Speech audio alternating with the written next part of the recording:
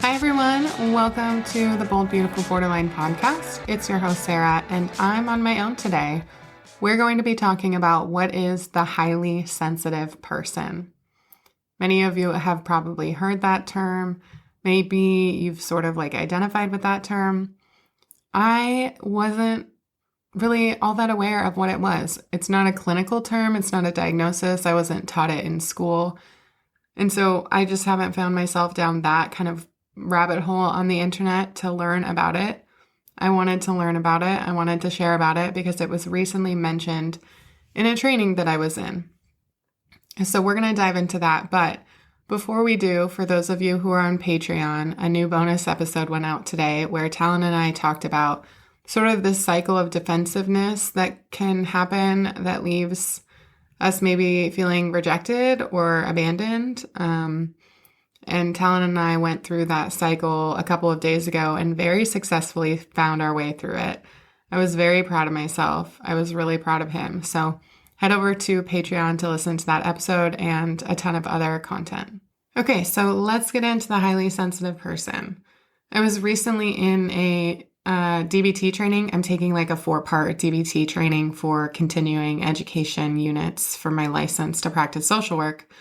And I was I've been doing a little bit of reviewing on the Patreon on that, so also head over and listen to that. But I was really interested when the trainer was talking about the term highly sensitive person and how it can sometimes be used sort of as a way of reflecting on personality traits for people with BPD. And we're going to talk about the difference between the two. But the trainer said, I actually really like the term emotionally vulnerable instead of highly sensitive person, or emotionally vulnerable sort of as a way of explaining what can happen when you have such sensitivity to emotions. And again, highly sensitive person and BPD, they're not interchangeable. They're not the same thing. But there can be some overlap and similarities in the way in which people experience the world. If someone does identify as a highly sensitive person, that doesn't mean that they have BPD and vice versa. But emotionally vulnerable, that term sort of hit me because I have always talked about sort of reframing borderline as being a superpower. Having the ability to feel at such a capacity that you can have this empathy, you can have the ability to love that other people don't have. And, with all things, it's sort of too much chocolate can make you sick. Not for me. I'm immune to that, but too much of a good thing can make it not be a good thing. And of course, with BPD, it's you really have to learn to channel this good thing of having a superpower that is feelings. And on the flip side of that, it makes us very vulnerable to a lot of pain. That term emotional vulnerability, as she was talking about kind of this highly sensitive person idea, emotional vulnerability, that made me feel so seen because I, of course, like many of us, have felt so hurt through the way in which I experience the world because things are so big. When the big bad happens, the bad is very big. That sounded silly when I said it in my head, but here we are. Okay, so let's talk about the highly sensitive person, what this means, why we have this label, and a little bit about the background of highly sensitive people. So let's talk about the history first. In 1991, Dr. Elaine Aron, A-R-O-N, started researching what she then called the sensory processing sensitivity, a sort of temperamental trait that she observed in herself and others. And that research, she has a doctorate in clinical psychology. That research led to her publishing in 1996, The Highly Sensitive Person, How to Thrive When the World Overwhelms You. So HSP as a term sort of came into the limelight around that time. And her research found that 15 to 20% of the population across genders identify with or meet the sort of criteria for what she deems a highly sensitive person. Now, I took the quiz on, I think it's highlysensitiveperson.com, probably her website about this. And of course, it shows that I lean towards highly sensitive person. I got like a 5.56. I'm not sure what the scale was necessarily. But I'm such a behaviorist. As I was going through the quiz, I was like, what's the underlying cause of this? Like, what is it that's happening that's making this person be this way? I need to know their attachment disorder type, or not disorder, their attachment style. All of these questions I'm thinking I'm answering because of my ADHD, like a lot of the sensitivity questions. There was like maybe 2 that I answered that I felt like were just truly my personality. So for me, that's not a really helpful tool, but I wish now anyways. I wish I had taken it when I was a teenager because I think that would have been really interesting given the fact that I didn't know that I had ADHD or borderline. I think it could have helped me have a lot of sort of like context for the way in which I was experiencing the world. And I remember I was in my early adult years. I'm not sure when, but I didn't have my BPD diagnosis. And I remember my mom saying to me, like, you're a highly sensitive person. And I never did any research at the time because I couldn't have cared less about researching anything. But I do remember that her saying that to me, Sunshine, I think you're a highly sensitive person. That was like a very validating moment. It was one of the first like really validating moments I recall from my mother, like acknowledging the way that I experienced the world. As an adult, anyways, I don't remember any dialogue like that in my teen years, although I'm sure it happened. I don't remember from childhood, although I'm sure it happened. But I do remember her saying, I think you're a highly sensitive person with a lot of empathy. And that made me feel so validated and so seen. And I felt like, gosh, she really understands like how much I feel and how hard that can be sometimes. So I do like the term highly sensitive person. And I think it gets muddy when we think about people with BPD as being interchangeable with people who are highly sensitive, because that's not true. But of course, we'll get into that. So let's talk about the characteristics of people who are highly sensitive. And again, I don't think I'm going to talk on all of this correctly. Like I might fuck up some of this dialogue because this is not my world. So I'm like learning at the same time as like you're listening, basically. Criteria. So increased sensitivity, which is defined as being more attuned to your surroundings and the emotions of others. You might notice details that others miss and feel things more intensely, both positively and negatively. The next is emotional reactivity. So people who are highly sensitive tend to experience emotions more deeply and are often empathetic, able to pick up on the emotions of others. The third is overstimulation. So people who are highly sensitive can be easily overwhelmed by sensory input, like bright lights, loud noises, or strong smells. These questions, when I took the HSP quiz, were the ones that I was thinking, like, I can't accurately answer this for this quiz because of my ADHD. I'm so overstimulated so easily. So for me, that was like, this isn't getting to the root of what they're looking for here. Again, that's just my opinion. Other people might have a different one. Number 4, depth of processing. Highly sensitive people tend to process information more deeply, leading to a more vivid and nuanced experience of the world. I do super, super, super relate to that. And I don't think that's BPD or ADHD related. I think that's just my personality. I think that's why I love school and like to try to understand things. Yeah, I really relate to this. So those are the 4 criteria for being a highly sensitive person as identified by Dr. Elaine Aron/Aaron, A-R-O-N again. It's in an acronym, DOSE, D, depth of processing, O, overstimulation, E, emotion reactivity and empathy, and S, sensory stimulation. And again, she emphasizes that this is not a clinical mental health disorder. This is a personality trait, similar to how people are extroverted or introverted or whatever. In fact, some of the research she conducted found that 70% of people who are highly sensitive are introverts. I don't relate to being an introvert personally. So like I said, if you identify with being a highly sensitive person, that doesn't mean that you have BPD and vice versa, but there is a lot of dialogue that occurs around being highly sensitive and having borderline because, of course, big emotions and or maybe being aware of emotions. People with highly sensitive personality traits don't inherently actually have big emotions the same way people with BPD do. So therein lies a big difference. Those of us with BPD are going to have really big emotions, whether we internalize them or externalize them.